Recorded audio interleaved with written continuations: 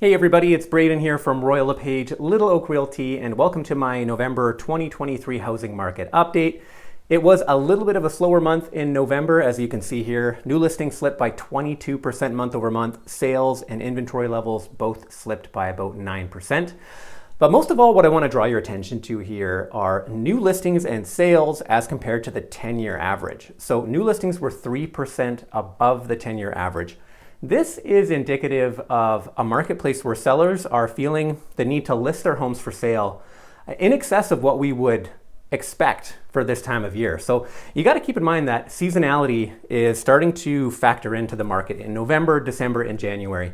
People are reluctant to list their homes around the holidays because naturally they're busy and the weather sucks and they don't feel like selling at that time of year. But in spite of that, we have 3% greater new listings than we would expect. Sales then are 39% below the 10-year average.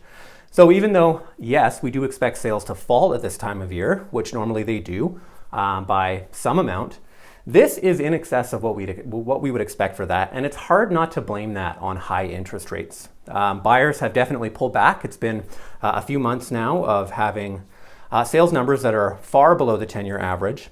And this is probably going to continue until we see some form of rate relief. Now, inventory levels is kind of the final puzzle piece here. Inventory levels last month were about 3% below the 10-year average, and this month they are 5% below the 10-year average. So it seemed like the supply crunch was easing. The number of homes that we have on the market seemed to be increasing, and now it seems like we've passed that kind of crest in the hill, and inventory levels are starting to come downward again. So this could be an early sign that the supply crunch may continue into 2024, and if we see market conditions start to improve, which I think there is some evidence of, that the supply crunch just might continue in general. So checking out some of my notes here, the governor of the US Federal Reserve issued some fairly dovish language, as they would call it, meaning that he indicated there may be as many as 3 rate cuts next year in the United States.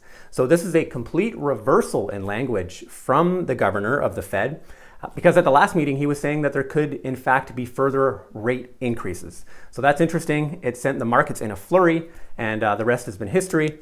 After that, we had the governor of the Bank of Canada issue some hawkish language, saying that the Bank of Canada does not see any rate cuts in the near future, and that potential rate hikes are still on the table, depending on all of these economic indicators. So the question is, will we see rate cuts in 2024? Great question. Unfortunately, I don't have a crystal ball. I'd love to weigh in on it. I think if we see the real estate market reignite in the spring, which seems like that may be the case because fixed rates are falling at present, then in that scenario, we may see any rate cuts pushed toward the end of the year. But there's just still too many variables out there, too many unknowns to make any firm predictions. Anyways, thanks so much for watching my housing market update. If you have any questions for me whatsoever, please don't hesitate to reach out. Bye now.